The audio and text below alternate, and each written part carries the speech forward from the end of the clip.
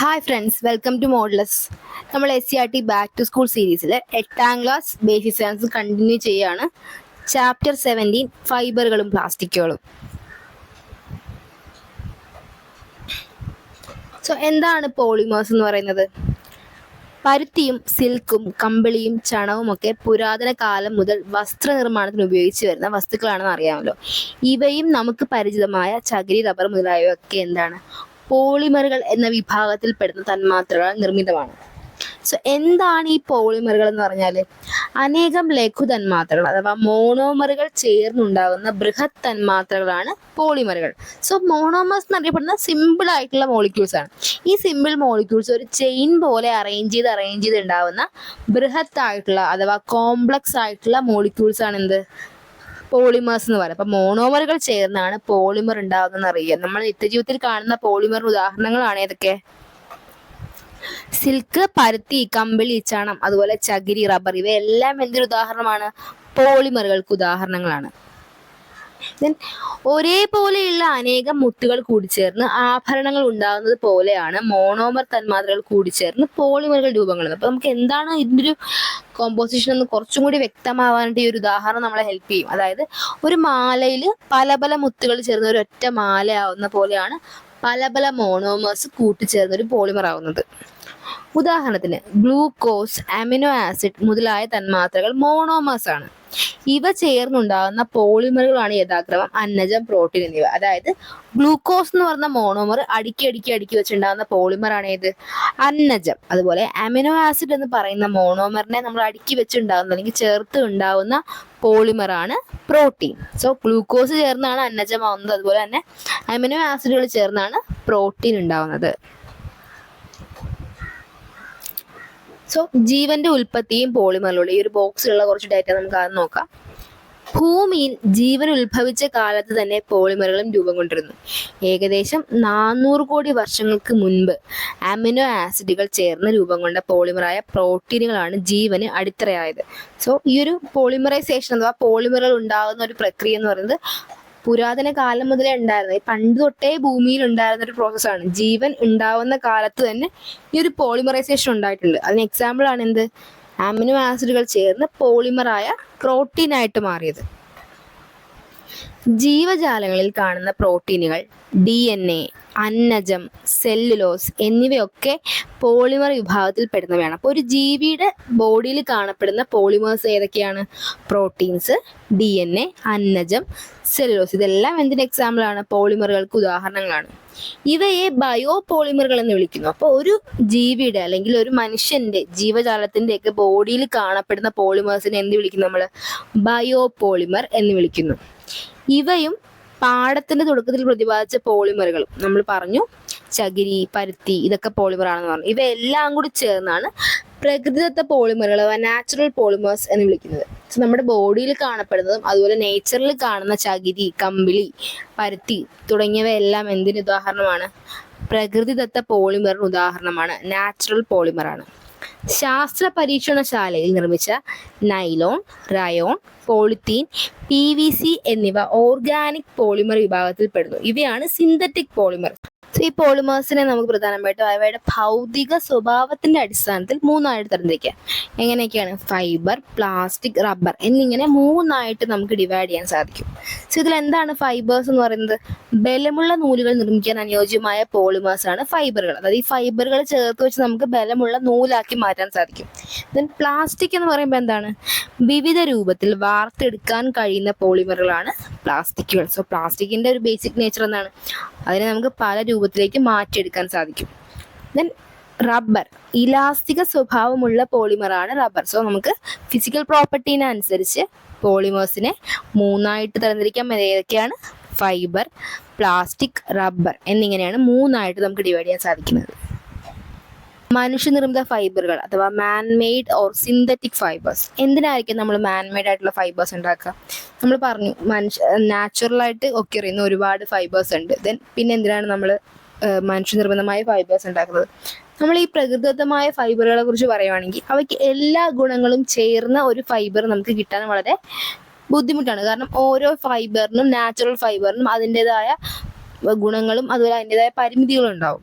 So അതുപോലെ തന്നെ എന്തൊക്കെയാ പരിമിതികളിൽ ഒരു പ്രധാനപ്പെട്ട ഒരു കാര്യം, ചില ഗുണങ്ങൾ ഉണ്ടാവാറില്ല. അതുപോലെ തന്നെ ലഭ്യതക്കുറവ് ഒരു വലിയ പ്രശ്നമാണ്. നമുക്കിപ്പം നാച്ചുറലി ഒരു ഫൈബറിനെ ലഭ്യമാക്കുക എന്നുള്ളത് വളരെ ഡിഫിക്കൽട്ട് ആയിട്ടൊരു കാര്യമാണ്. അപ്പം അങ്ങനത്തെ കുറച്ച് കുറവുകളൊക്കെ നികത്താൻ വേണ്ടി നമ്മൾ മാൻമെയ്ഡ് ആയിട്ട് ചില ഫൈബറുകൾ നമ്മൾ ഉണ്ടാക്കിയിട്ടുണ്ട്, അത് ഉപയോഗിക്കുന്നുണ്ട്. അപ്പം അവയുടെ ഒരു പ്രധാനപ്പെട്ട പ്രയോജനം എന്ന് പറയുന്നത് എന്താണ്? എക്സാമ്പിൾ നമുക്കറിയാം, വസ്ത്രനിർമ്മാണ രംഗത്ത് ഇന്ന് വ്യാപകമായി ഉപയോഗിക്കുന്ന നൈലോൺ, ടെറിലീൻ മുതലായവയൊക്കെ കൃത്രിമ നാരുകൾ അല്ലെങ്കിൽ കൃത്രിമ ഫൈബർ വിഭാഗത്തിലുള്ളവയാണ്. അപ്പൊ ഇവിടെ പ്രത്യേകത എന്തൊക്കെയാ? പ്രകൃതിദത്ത നൂൽത്തരങ്ങളേക്കാൾ വിലക്കുറവായിരിക്കും. സോ നാച്ചുറലി ഉള്ള സാധനങ്ങൾക്ക് എപ്പോഴും കുറച്ച് റേറ്റ് കൂടുതലായിരിക്കും, അത് കുറച്ചും കൂടി എക്സ്പെൻസീവ് ആയിരിക്കും. അങ്ങനെ കമ്പയർ ചെയ്യുമ്പോൾ മാൻമെയ്ഡ് ആയിട്ടുള്ള സിന്തറ്റിക് ആയിട്ടുള്ള ഫൈബറുകൾക്ക് കുറച്ചുകൂടി വിലക്കുറവായിരിക്കും, നമുക്ക് അഫോർഡബിൾ ആയിട്ടുള്ള രീതിയിൽ അത് ലഭിക്കും. ദെൻ കൂടുതൽ ഈട് നിൽക്കും. പ്രകൃതിദത്തമായ സാധനങ്ങളെക്കാൾ കുറച്ചും കൂടി നിൽക്കുന്ന ഏതായിരിക്കും? അത് സിന്തറ്റിക് ആയിരിക്കും. ദെൻ എളുപ്പത്തിൽ ചുളുങ്ങുന്നില്ല, അതുപോലെ നനഞ്ഞാൽ വേഗത്തിൽ ഉണങ്ങുന്നു. ഇതൊക്കെ നാച്ചുറൽ ഫൈബേഴ്സിന്റെ കോമൺ ആയിട്ടുള്ള പ്രത്യേകതകളാണ്. സോ നൈലോണും റയോണും ആദ്യമായി നിർമ്മിക്കപ്പെട്ട കൃത്രിമ നൂൽത്തരമാണ് നൈലോൺ. സോ ആദ്യമായിട്ടൊരു കൃത്രിമമായിട്ടൊരു ഫൈബർ നിർമ്മിക്കുന്ന ഏതാണ്? നൈലോൺ ആണ്. ന്യൂയോർക്ക്, ലണ്ടൻ എന്നീ നഗരങ്ങളുടെ പേരിൽ നിന്നാണ് നൈലോണിന് ആ പേര് ലഭിച്ചത്. സോ നൈലോൺ എന്ന പേര് വരുന്നത് ന്യൂയോർക്ക്, ലണ്ടൻ, അത് രണ്ടിൻ്റെയും പേരിൽ നിന്നാണ് നൈലോൺ എന്ന പേര് വന്നത്. ഈ നഗരങ്ങളിലാണ് നൈലോൺ ആദ്യമായി വിറ്റഴിക്കപ്പെട്ടത്. സോ എന്തുകൊണ്ടാണ് ഈ നഗരങ്ങളുടെ പേരുകളുമായിട്ട് ബന്ധപ്പെട്ടിരിക്കുന്നത്? നൈലോൺ എന്ന ഫൈബർ വിറ്റഴിക്കപ്പെട്ട നഗരങ്ങളാണിത്. ഏതൊക്കെ? ന്യൂയോർക്കും ലണ്ടനും. കൃത്രിമ പട്ട് എന്നറിയപ്പെടുന്ന അർദ്ധ കൃത്രിമ നൂൽത്തരമാണ് റയോൺ. സോ കൃത്രിമ പട്ട് എന്നറിയപ്പെടുന്നത് റയോൺ ആണ്. അതുപോലെ ആദ്യമായി നിർമ്മിക്കപ്പെട്ട കൃത്രിമ നൂൽത്തരമാണ് നൈലോൺ. പ്രകൃതിദത്ത സിൽക്കിന് സമാന സ്വഭാവങ്ങളുള്ള റയോൺ പട്ടുവസ്ത്രങ്ങൾ നിർമ്മിക്കാൻ നമ്മൾ ഉപയോഗിച്ചു വരുന്നു. പ്ലാസ്റ്റിക്കുകൾ, നാരുകളിൽ നിന്ന് വ്യത്യസ്ത സ്വഭാവമുള്ള പോളിമറുകളാണ് പ്ലാസ്റ്റിക്കുകൾ. നമ്മൾ പറഞ്ഞു ഫൈബേഴ്സ്, അതിൽ നിന്ന് ഡിഫറെൻ്റ് ആയിട്ടുള്ള പോളിമേഴ്സ് ആണ് പ്ലാസ്റ്റിക്. മനുഷ്യ ജീവിതത്തിന്റെ മുഖച്ഛായ തന്നെ മാറ്റിയ വസ്തുക്കളാണവ. പ്ലാസ്റ്റിക്കുകൾ കൃത്രിമ പോളിമറുകളാണ്. ഗാർഹിക ഉപകരണങ്ങൾ മുതൽ കൃത്രിമ ഹൃദയ വാൽവുകൾ വരെ നിർമ്മിക്കാൻ വിവിധ ഇനം പ്ലാസ്റ്റിക്കുകൾ ഉപയോഗിച്ചു വരുന്നു. നമ്മൾ പറഞ്ഞു രൂപമാറ്റം, പല രൂപത്തിലേക്കും പല ഷേപ്പിലേക്കും മാറ്റാൻ സാധിക്കുന്ന ഒരു പോളിമറാണ് പ്ലാസ്റ്റിക്. സോ നമുക്ക് ചെറിയ ഉപയോഗങ്ങൾ മുതൽ ഈവൻ കൃത്രിമമായ ഹൃദയത്തിന്റെ വാൽവ് ഉണ്ടാക്കാൻ വരെ നമ്മൾ പ്ലാസ്റ്റിക്കാണ് ഉപയോഗിക്കുന്നത്. പ്ലാസ്റ്റിക്കുകളെ പോലെ വൈവിധ്യമാർന്ന ഉപയോഗങ്ങളുള്ള പദാർത്ഥങ്ങൾ വേറെ ഇല്ലെന്ന് തന്നെ നമുക്ക് പറയാം. ഈ പ്ലാസ്റ്റിക്കിന്റെ കുറച്ച് ഹിസ്റ്ററിയാണ് ഇവിടെ കൊടുത്തിട്ടുള്ളത്. രൂപമാറ്റം വരുത്താൻ കഴിയുന്നത് എന്നർത്ഥം വരുന്ന പ്ലാസ്റ്റിക്കോസ് എന്ന ഗ്രീക്ക് പദത്തിൽ നിന്നാണ് പ്ലാസ്റ്റിക്കിന് ആ പേര് ലഭിച്ചത്. സോ പ്ലാസ്റ്റിക് എന്ന വേർഡ് പ്ലാസ്റ്റിക്കോസ് എന്ന ഗ്രീക്ക് വേർഡിൽ നിന്നാണ് ഉണ്ടാക്കിയത്. എന്താണ് പ്ലാസ്റ്റിക്കോസിന്റെ അർത്ഥം? രൂപമാറ്റം വരുത്താൻ കഴിയുന്നത് എന്നാണ് പ്ലാസ്റ്റിക്കോസ് എന്ന വാക്കിനർത്ഥം.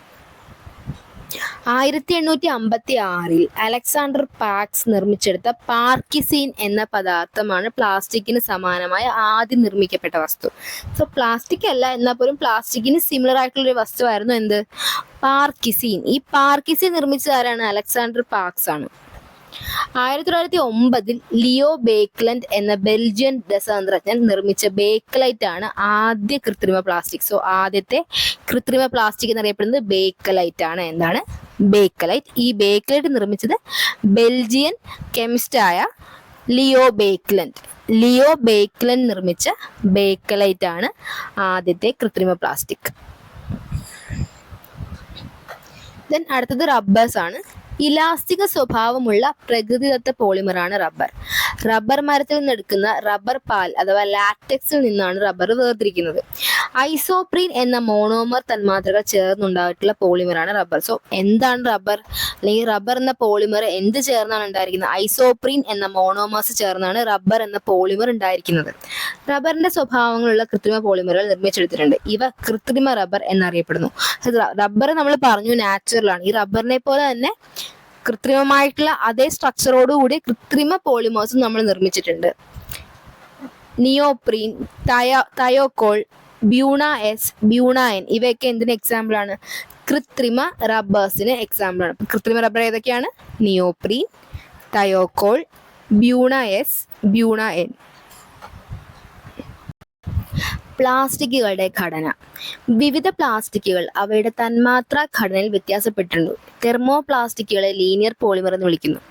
മോണോമറുകൾ നേർരേഖയിൽ ചേർന്നുണ്ടാവയാണ് ലീനിയർ പോളിമേഴ്സ്. അതായത് മോണോമേഴ്സ് ഒരു സ്ട്രെയിറ്റ് ലൈനിൽ ഫോം ചെയ്യുന്നവയാണ് ലീനിയർ പോളിമർ. ഇവയാണ് തെർമോപ്ലാസ്റ്റിക്കുകൾ. തെർമോസെറ്റിംഗ് പ്ലാസ്റ്റിക്കുകൾ മോണോമർ യൂണിറ്റുകൾ പല ദിശയിൽ കുറുകെ ചേർന്ന ഘടനയുള്ളവയാണ്. അതായത് ക്രോസ് ലിങ്ക്ഡ് ആയിരിക്കും.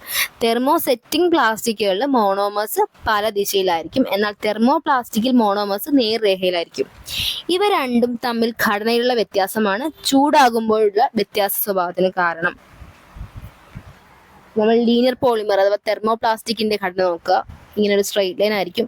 Same time cross linked polymer അഥവാ തെർമോസെറ്റിംഗ് പ്ലാസ്റ്റിക്കിന്റെ സ്ട്രക്ചർ ഇങ്ങനെയായിരിക്കും. പല ദിശകളിലേക്ക് ആയിരിക്കും ഇതിലെ മോണോമേഴ്സ് അറേഞ്ച് ചെയ്തിട്ടുണ്ടാവുക. എന്താണ് തെർമോപ്ലാസ്റ്റിക്കും തെർമോസെറ്റിംഗ് പ്ലാസ്റ്റിക്കും തമ്മിലുള്ള വ്യത്യാസം? ചൂടാക്കുമ്പോൾ ഉണ്ടാകുന്ന മാറ്റത്തിന്റെ അടിസ്ഥാനത്തിൽ പ്ലാസ്റ്റിക്കുകളെ നമുക്ക് രണ്ടായിട്ട് തരംതിരിക്കാം. ചൂടാക്കുമ്പോൾ മൃദുവാകുകയും തണുപ്പിക്കുമ്പോൾ ദൃഢമാവുകയും ചെയ്യുന്നവയാണ് തെർമോപ്ലാസ്റ്റിക്. എന്താണ് തെർമോപ്ലാസ്റ്റിക്? ചൂടാകുമ്പോൾ സോഫ്റ്റ് ആവും, അതുപോലെ തന്നെ ആ ചൂട് മാറി തണുപ്പിക്കുമ്പോൾ അത് വീണ്ടും സ്ട്രോങ് ആവും. ഇതാണ് തെർമോപ്ലാസ്റ്റിക്. ഈ പ്രവർത്തനം എത്ര പ്രാവശ്യം വേണമെങ്കിലും നമുക്ക് റിപ്പീറ്റ് ചെയ്യാം. ഈ ചൂടാക്കുകയും ദെൻ പിന്നീട് വീണ്ടും തണുപ്പിക്കുകയും ചെയ്യുന്നത് എത്ര പ്രാവശ്യം റിപ്പീറ്റ് ചെയ്താലും ഈ ഒരു പാറ്റേണിലായിരിക്കും ഇത് മാറ്റം സംഭവിക്കുക. ദെൻ നിർമ്മാണ വേളയിൽ ചൂടായ അവസ്ഥയിൽ മൃദുവായിരിക്കുകയും എന്നാൽ തണുപ്പിക്കുമ്പോൾ സ്ഥിരമായി ദൃഢമാവുകയും ചെയ്യുന്ന പ്ലാസ്റ്റിക്കാണ് തെർമോസെറ്റിംഗ് പ്ലാസ്റ്റിക്. ഈ പ്ലാസ്റ്റിക് നമ്മൾ ഉണ്ടാക്കുന്ന സമയത്ത് ചൂടാക്കുമ്പോഴേക്കും ഇതെന്തായിരിക്കും? സോഫ്റ്റ് ആയിരിക്കും. ദെൻ പിന്നീട് തണുക്കുമ്പോൾ എന്തായിരിക്കും? ദൃഢമാവും. മറ്റേതുപോലെ തന്നെ. പക്ഷെ ഇത് സ്ഥിരമായിട്ടുള്ള ദൃഢമാവലായിരിക്കും. എന്നാൽ ദൃഢമായി കഴിഞ്ഞിട്ട് വീണ്ടും ചൂടാക്കിക്കൊണ്ട് നമുക്ക് ഇവയെ രൂപമാറ്റം വരുത്താൻ സാധിക്കില്ല. സോ പ്രധാനപ്പെട്ട കുറച്ച് തെർമോപ്ലാസ്റ്റിക്കുകളുടെയും തെർമോസെറ്റിംഗ് പ്ലാസ്റ്റിക്കുകളുടെയും എക്സാമ്പിൾ നമുക്ക് എടുത്ത് നോക്കാം. സോ ഫസ്റ്റ് തന്നെ പോളിത്തീൻ്റെ ഉപയോഗങ്ങൾ നമുക്കറിയാം. വിവിധ പാക്കറ്റുകൾ, ട്യൂബുകൾ, കണ്ടെയ്നറുകൾ ഇതൊക്കെ നിർമ്മിക്കാൻ ഉപയോഗിക്കുന്നത് പോളിത്തീനാണ്. ദെൻ PVC അഥവാ പോളിവിനൈൽ ക്ലോറൈഡ് ഇലക്ട്രിക് വയറിങ്ങിനും പ്ലംബിങ്ങിനും, ഷൂസുകൾ, ഹാൻഡ് ബാഗുകൾ, റെയിൻകോട്ട്, ബോട്ടിൽ, ഫർണിച്ചർ ഒക്കെ നിർമ്മിക്കാൻ നമ്മൾ PVC ഉപയോഗിക്കാറുണ്ട്. സോ PVCയും പോളിത്തീനും എന്തൊരു ഉദാഹരണമാണ്? തെർമോപ്ലാസ്റ്റിക്കുകൾ. അതായത് അത് ചൂടാക്കിയിട്ടും വീണ്ടും തണുപ്പിക്കുകയും നമുക്ക് എത്ര പ്രാവശ്യം വേണമെങ്കിലും ചൂടാക്കിയും തണുപ്പിച്ചും രൂപമാറ്റം വരുത്താൻ സാധിക്കുന്ന പ്ലാസ്റ്റിക്കുകളാണ് തെർമോപ്ലാസ്റ്റിക്കുകൾ. അതിന് എക്സാമ്പിൾസ് ആണ് പോളിത്തീനും PVCയും. ദെൻ തെർമോസെറ്റിംഗ് പ്ലാസ്റ്റിക്കിന് ഉദാഹരണങ്ങളാണ് ബേക്കലൈറ്റും melamine formaldehyde resin. So എന്താണ് ബേക്കലൈറ്റ്? പ്ലഗുകൾ, സ്വിച്ചുകൾ, ബട്ടണുകൾ, വൈദ്യോപകരണങ്ങളെയും പാചക പാത്രങ്ങളെയും കൈപ്പിടികൾ മുതലായവയൊക്കെ നിർമ്മിക്കാൻ ഉപയോഗിക്കുന്നവയാണ് bakelite. Then melamine formaldehyde resin എന്ന് പറയുന്നത് പൊട്ടാത്ത പ്ലാസ്റ്റിക് പാത്രങ്ങൾ നിർമ്മിക്കാൻ ഉപയോഗിക്കുന്ന ഒരു തരം തെർമോസെറ്റിംഗ് പ്ലാസ്റ്റിക് ആണ്. സോ ഇവ രണ്ടും തെർമോസെറ്റിംഗ് പ്ലാസ്റ്റിക്കിന് ഉദാഹരണങ്ങളാണ്. സോ പ്ലാസ്റ്റിക്കിന്റെ പല രീതിയിലുള്ള ഉപയോഗങ്ങളെ കുറിച്ച് നമ്മൾ പഠിച്ചുവെങ്കിൽ പോലും നമുക്കറിയാം പ്ലാസ്റ്റിക് നമ്മുടെ എൻവയോൺമെന്റിന് ഭയങ്കര ഹാംഫുൾ ആയിട്ടുള്ളൊരു പദാർത്ഥമാണ്. സോ ഈ പ്ലാസ്റ്റിക്കിന്റെ ഉപയോഗവുമായി ബന്ധപ്പെട്ട് 4R എന്ന് പറയുന്ന ഒരു ശീലം പറയുന്നുണ്ട്. എന്താണ് 4R? Reduce, reuse, refuse, recycle. ഈ 6 സ്റ്റാർട്ടുന്ന ഈ 4 വേർഡ്സിനെ റിലേറ്റ് ചെയ്താണ് ഈ 4R പറയുന്നത്. എന്താണ് റെഡ്യൂസ്? പ്ലാസ്റ്റിക്കിന്റെ ഉപയോഗം കുറയ്ക്കുക, അതാണ് റെഡ്യൂസ്. റീയൂസ്, ഉപയോഗിച്ചവ തന്നെ വീണ്ടും ഉപയോഗിക്കുക. സോ ഇതാണ് റീയൂസ്. റെഫ്യൂസ് എന്താണ്? നൽകാതിരിക്കുക അല്ലെങ്കിൽ സ്വീകരിക്കാതിരിക്കുക, റിഫ്യൂസ് ചെയ്യുക. ദെൻ റീസൈക്കിൾ, പുനഃചംക്രമണം ചെയ്യുക, പ്ലാസ്റ്റിക്കിനെ വീണ്ടും റീസൈക്കിൾ ചെയ്ത് ഉപയോഗിക്കുക. സോ ഇതാണ് പ്ലാസ്റ്റിക് ഉപയോഗവുമായി ബന്ധപ്പെട്ട 4R എന്ന് പറയുന്നത്. Reduce, reuse, refuse, recycle. പ്ലാസ്റ്റിക്കും മൈക്രോണും. പ്ലാസ്റ്റിക്കുകളുടെ കനം മൈക്രോൺ യൂണിറ്റിലാണ് പ്രസ്താവിക്കുന്നത്. സോ പ്ലാസ്റ്റിക്കിന്റെ കനം പ്രസ്താവിക്കാൻ ഉപയോഗിക്കുന്ന യൂണിറ്റ് ആണ് മൈക്രോൺ. ഒരു മൈക്രോൺ എന്ന് പറയുന്നത് 10⁻⁻6 മീറ്റർ ആണ്. സോ എന്താണ് ഒരു മൈക്രോൺ? 10⁻⁻6 മീറ്റർ. 40 മൈക്രോണിൽ താഴെ കനമുള്ള പ്ലാസ്റ്റിക്കുകൾ പെട്ടെന്ന് പൊട്ടിപ്പോവുകയും വലിച്ചെറിയപ്പെടുകയും ചെയ്യുമെന്നതിനാൽ ഇവയുടെ ഉപയോഗം പലയിടത്തും നിയന്ത്രിച്ചിട്ടുണ്ട്. സോ നിയന്ത്രിക്കപ്പെട്ടുള്ള പ്ലാസ്റ്റിക്കിന്റെ കനം എന്ന് ചോദിച്ചാൽ എത്രയാണ്? 40 മൈക്രോണിൽ താഴെയുള്ള പ്ലാസ്റ്റിക്കിനെയാണ് നിയന്ത്രിക്കപ്പെട്ടുള്ളത്. പ്ലാസ്റ്റിക്കിൽ നിന്ന് ഊർജം. പോളിത്തീൻ, പോളിപ്രോപ്പീൻ മുതലായവ കൊണ്ട് നിർമ്മിക്കുന്ന ക്യാരി ബാഗുകൾ, ബോട്ടിലുകൾ എന്നിവയെ ഉന്നത താപനിലയിൽ വായുവിന്റെ അധിക സാന്നിധ്യത്തിൽ പൂർണ്ണമായി കത്തിച്ചാൽ കാർബൺ ഡൈ ഓക്സൈഡ്, വാട്ടർ എന്നിവയ്ക്കൊപ്പം ധാരാളം ഊർജവും സ്വതന്ത്രമാകുന്നു. ഹൈഡ്രോ കാർബൺ പോളിമറുകളെ ഉന്നത മർദ്ദത്തിലും താപനിലയിലും വായുവിന്റെ അസാന്നിധ്യത്തിൽ ചൂടാക്കുമ്പോൾ പോളിമർ തന്മാത്രകൾ വിഘടിച്ച് ഉണ്ടാകുന്ന ഉൽപ്പന്നങ്ങളെ നമുക്ക് ഇന്ധനമായിട്ട് ഉപയോഗിക്കാൻ കഴിയും.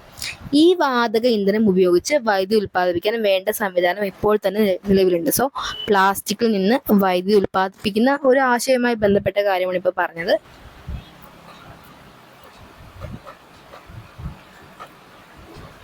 പുനഃചംക്രമണ ചിഹ്നങ്ങൾ അഥവാ റീസൈക്ലിംഗ് സിംബൽസ്. പ്ലാസ്റ്റിക് ഉൽപ്പന്നങ്ങളുടെ പുനഃചംക്രമണം മെച്ചപ്പെട്ട രീതിയിൽ നടത്തുന്നതിന് അവ ഏതുതരം പ്ലാസ്റ്റിക് ആണെന്ന് തിരിച്ചറിയേണ്ടതുണ്ട്. ഇതിലേക്കായി വിവിധ പ്ലാസ്റ്റിക്കുകൾക്ക് പുനഃചംക്രമണ ചിഹ്നങ്ങൾ നൽകിയിട്ടുണ്ട്.